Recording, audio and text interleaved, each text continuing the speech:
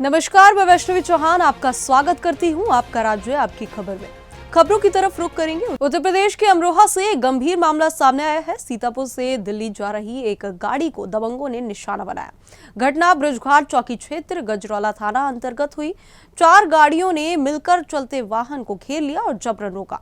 हमलावरों की गाड़ियों पर सिर्फ यूपी 15 लिखा था, बाकी नंबर अस्पष्ट थे, जबकि काले टेप से नंबर छुपाए गए थे। लगभग 15 से 20 दबंगों ने गाड़ी के शीशे तोड़ दिए और अंदर बैठे यात्रियों के साथ मारपीट की।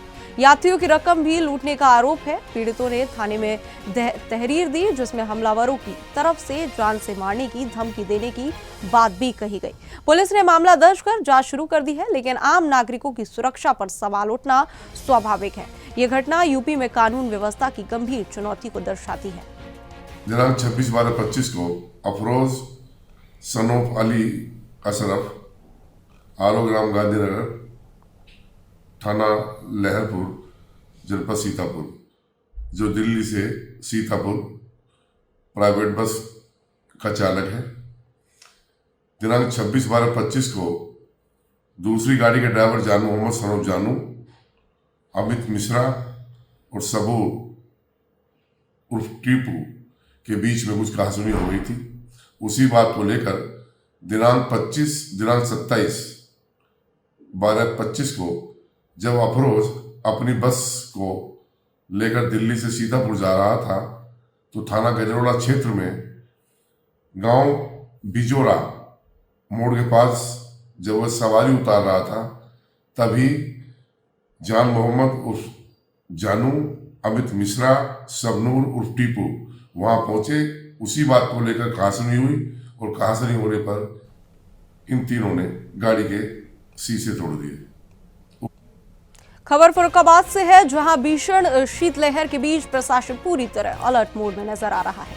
जिलाधिकारी आशुतोष कुमार द्विवेदी खुद सड़कों पर उतरकर गरीब और असहाय लोगों की सुध लेते दिखे। उन्होंने न सिर्फ रैन बसेरों की जमीनी हकीकत पर की, बल्कि रोडवेज, बस स्टैंड और रेलवे स्टेशन पहुंचकर अलाव जलने की स्थिति भी जांची।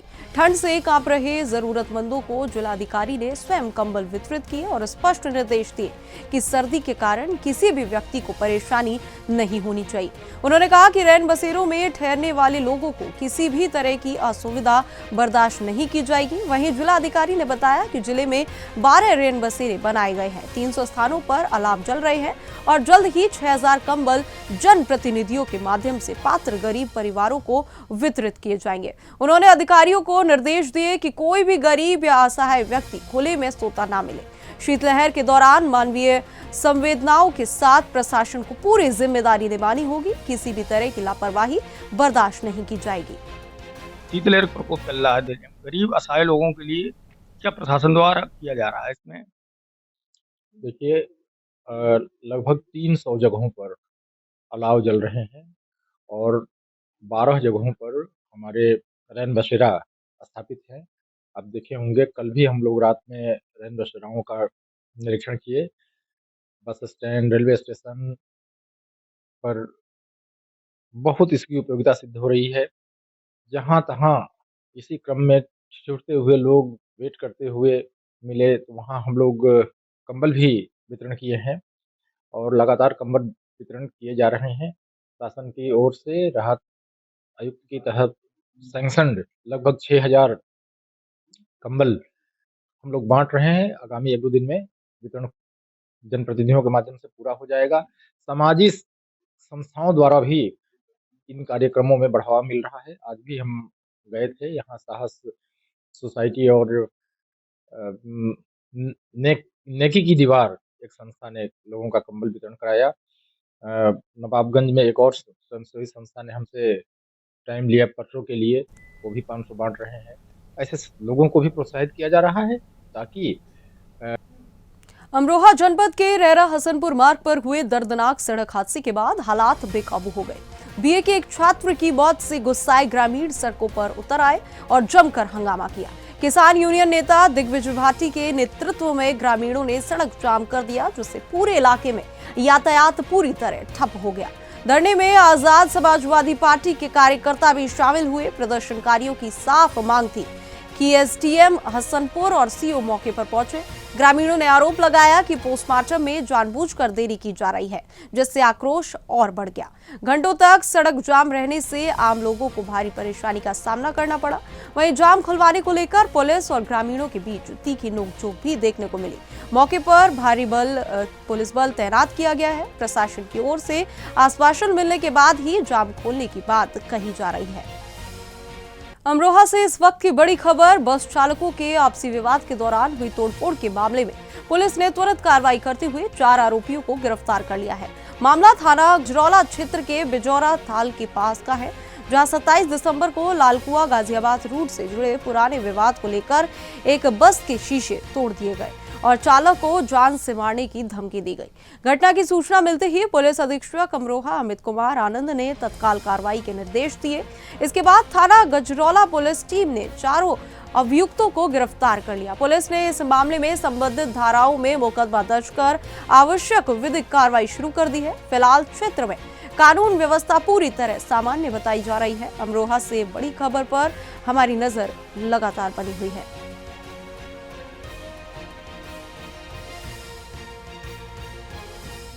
मथुरा से बड़ी और सनसनीखेज खबर सामने आई है। प्रधानी चुनाव की रंजिश ने एक परिवार को उजाड़ दिया।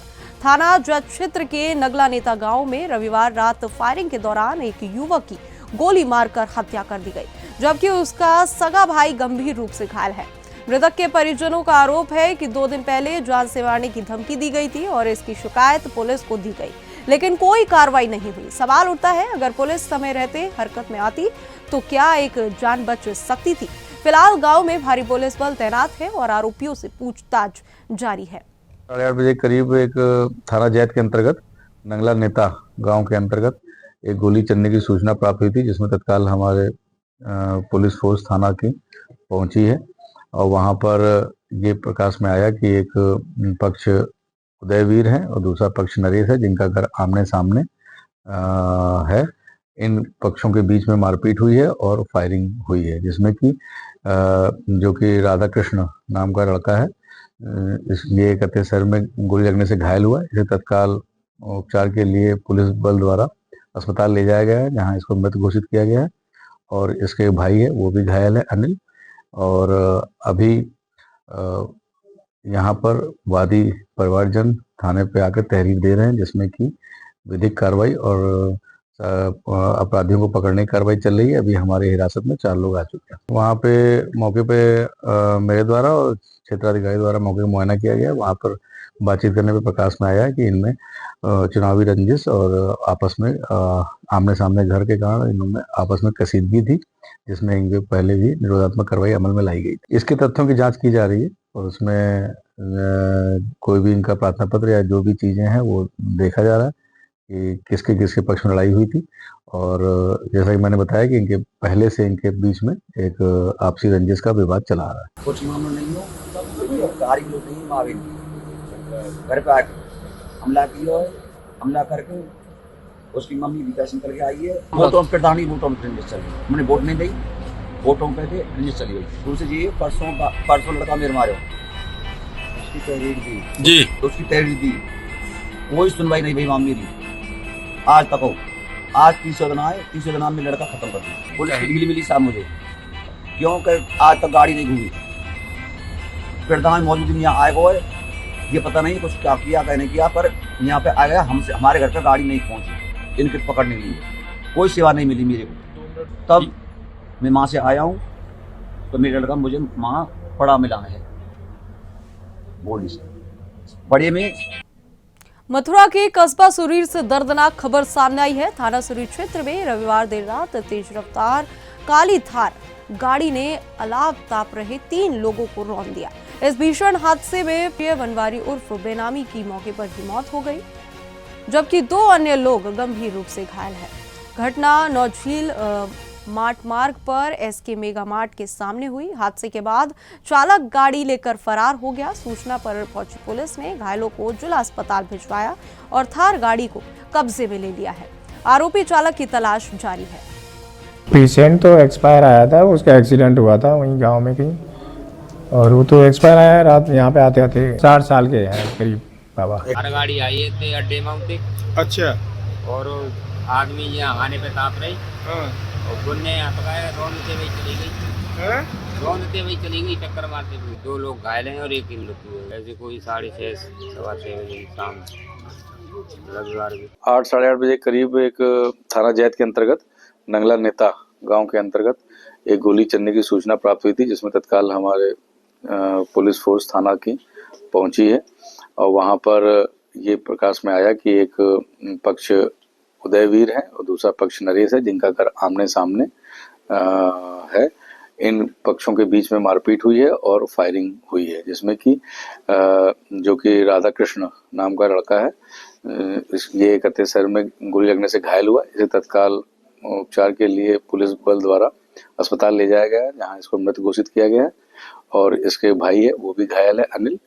और अभी यहाँ पर वादी परिवारजन थाने पे आकर तहरीर दे रहे हैं, जिसमें कि विधिक कार्रवाई और अपराधियों को पकड़ने की कार्रवाई चल रही है। अभी हमारे हिरासत में 4 लोग आ चुके हैं। वहाँ पे मौके पे मेरे द्वारा और क्षेत्राधिकारी द्वारा मौके पर मुआयना किया गया। वहाँ पर बातचीत करने पे प्रकाश में आया कि इनमें चुनावी रंजिश और आपस में आमने सामने घर के कारण इनमें आपस में कसीदगी थी, जिसमें इनके पहले भी निरोधात्मक कार्रवाई अमल में लाई गई थी। इसके तथ्यों की जाँच की जा रही है और उसमें कोई भी इनका प्रार्थना पत्र या जो भी चीजें हैं वो देखा जा रहा है कि किसके किसके पक्ष में लड़ाई हुई थी।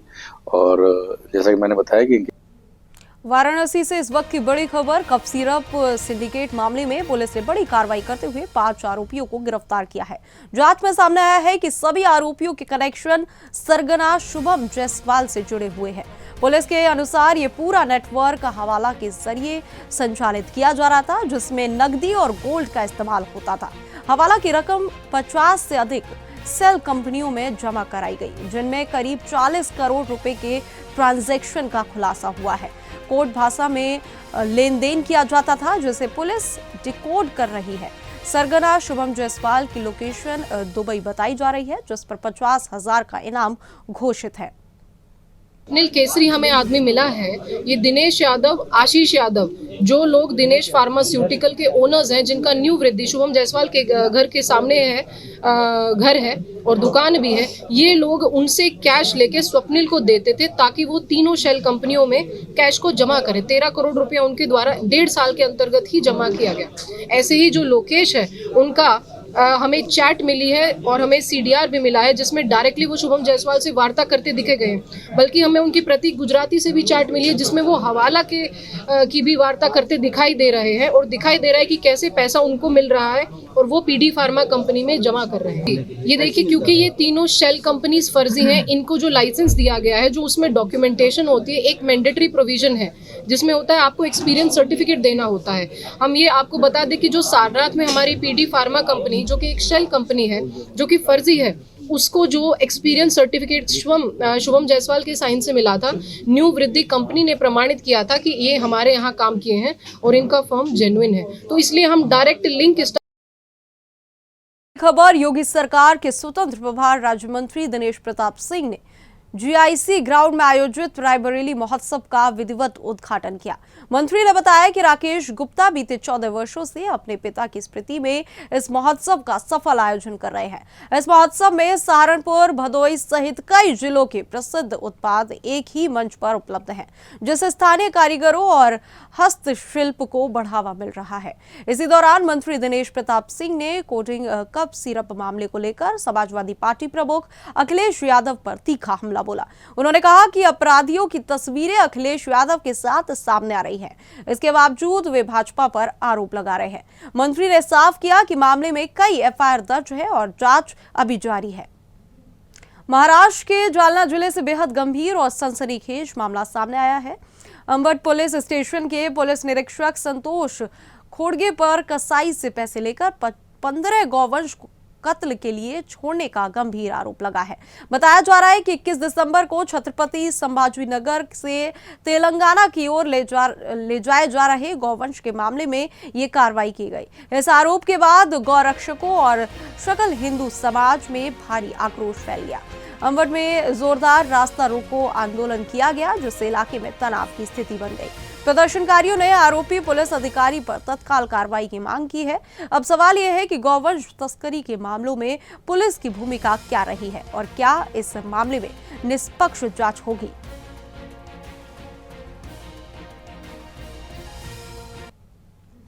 सीतापुर से बड़ी और चौंकाने वाली खबर। इमलिया थाना सुल्तानपुर क्षेत्र में हुई डबल मर्डर केस का पुलिस ने सफल खुलासा कर दिया है। यह मामला ओनर किलिंग और बदले की आग से जुड़ा निकला। पुलिस के अनुसार अजय ने अपने पिता और भाई की हत्या का बदला लेने के लिए अख्तर और मैसर की गोली मारकर हत्या कर दी। एसएसपी दक्षिणी ने बताया कि वर्ष 2011 में अजय के पिता ठाकुर प्रसाद और 2020 में उसके भाई संतोष की हत्या अख्तर और मैसर ने की थी। इसके बाद लगातार धमकियों से तंग आकर अजय ने अपने साथी उत्तम के साथ मिलकर वारदात को अंजाम दिया। पुलिस ने पूरे मामले का अनावरण कर लिया है और आगे की कार्रवाई जारी है। मुंगेर बिहार से बड़ी खबर। मुंगेर नगर निगम में सफाई व्यवस्था के नाम पर करोड़ों रुपए के कथित घोटाले का आरोप सामने आया है। सफाई कर्मियों के निर्वाचित यूनियन अध्यक्ष संजय केसरी ने नगर भवन के सामने आरोप लगाया कि नगर निगम प्रशासन की मिलीभगत से सफाई NGO sign and standard facility management private limited द्वारा हर महीने करीब 75 लाख रुपए का गबन किया जा रहा है। उन्होंने बताया कि 421 सफाई कर्मियों के लिए करोड़ों का करार होने के बावजूद मजदूरों को तय राशि से कहीं कम भुगतान किया जा रहा है। पीएफ में भी गंभीर अनियमितताओं का आरोप है। मामले की शिकायत निगरानी विभाग और ईडी से करने की घोषणा की गई है। मुंगेर नगर निगम में नगर निगम प्रशासन में बैठे हुए कुछ भ्रष्टाचारी तत्व के सह पर एक ऐसा आदमी जिसे कई वर्ष पहले हमने सबूत के साथ कुछ आरोप लगाए थे, ट्रैक्टर स्कूटर मोटरसाइकिल से कूड़ा उठाकर, वो आरोप सही साबित हुआ। उसके आरोप में वो बर्खास्त हुए, जेल गए, अभी बेल पर हैं। वो बिना किसी चुनाव के नगर निगम के यूनियन का अध्यक्ष बने हुए हैं। वो एनजीओ कर्मी के आड़ में प्रति माह 75 लाख रुपया से अधिक का घोटाला कर रहे हैं। इसके अलावा पीएफ घोटाला अलग है, हाजिरी काटने का घोटाला अलग है, कई तरह के घोटाले, सर्विस बुक का घोटाला अलग है, 7वां वेतनमान दिलाने के नाम पर 7-7 हजार रुपया प्रति कर्मचारी से वो घोटाला अलग है। और नगर भवन में वो अपना ऑफिस बनाए हुए हैं। जब मन होता है एनजीओ कर्मी को दहशत में डाल कर ब्लैकमेल करते हुए हड़ताल कराने का धमकी देता है। ऐसे तथाकथित यूनियन नेता और तथाकथित एनजीओ के स्थानीय। दरभंगा से बड़ी खबर। बांग्लादेश में हिंदू समाज पर हो रहे अत्याचारों के विरोध में आज दरभंगा में विशाल आक्रोश मार्च निकाला गया। आक्रोश यात्रा मंच के तत्वावधान में निकाला। ये मार्च बाजार समिति चौक से शुरू होकर शहर के प्रमुख मार्गों से होते हुए मनोकामना मंदिर तक पहुंचा। हजारों की संख्या में सनातन धर्म वलंबियों ने हाथों में तख्तियां और बैनर लेकर बांग्लादेश में हिंदुओं पर हो रहे नरसंहार, महिलाओं के साथ अमानवीय कृत्यों के खिलाफ शांतिपूर्ण प्रदर्शन किया। इस मौके पर विश्व हिंदू परिषद के प्रांत अध्यक्ष विजय झा ने कहा कि हिंदुओं पर हो रहे अत्याचार पूरे मानव समाज के लिए चिंता का विषय है और अंतर्राष्ट्रीय समुदाय को इसमें हस्तक्षेप करना चाहिए। आक्रोश मार्च शांतिपूर्ण रहा और प्रशासन की निगरानी में संपन्न हुआ। इस प्रोटेस्ट के माध्यम से अपने प्रधानमंत्री से भी ये मांग किया हूँ, देश के प्रधानमंत्री नरेंद्र मोदी जी से, कि कब तक हिंदुओं का ही सर लेगा। कभी तो हिंदू भी सर लेकर आवे भारत में और बांग्लादेशी को औकात दिखाने का काम करे। हम लोग का आज आक्रोश यात्रा मंच जिला दरभंगा के तत्वावधान में आक्रोश मार्च निकालकर हम लोग बांग्लादेश में रहने वाले हिंदुओं की सुरक्षा मुहैया का मांग किए हैं। अगर उनकी सुरक्षा नहीं होती है तो मोदी जी आप अविलंब भारत में रहने वाले घुसपैठी और बांग्लादेशी पर एक्शन ले, भारत को खाली करवाए और जहां जहां हमारा हिंदू है उसको भारत में लाकर सुरक्षित रखे। यही हम लोगों की मांग है। कहां से कहां तक जुलूस निकाले हैं? यह यात्रा आक्रोश मार्च बाजार समिति चौक पे सभी लोग करकौली, सीसो, पूर्वी पश्चिमी से दरभंगा, लहरियासराय, दरभंगा के हर कोने से लोग एकत्रित हुए और वहां से हम लोग बाजार समिति होते गेहूमी, शिवधारा होते हुए, कैदराबाद होते हुए, कटकी बाजार, दरभंगा टावर होते हुए।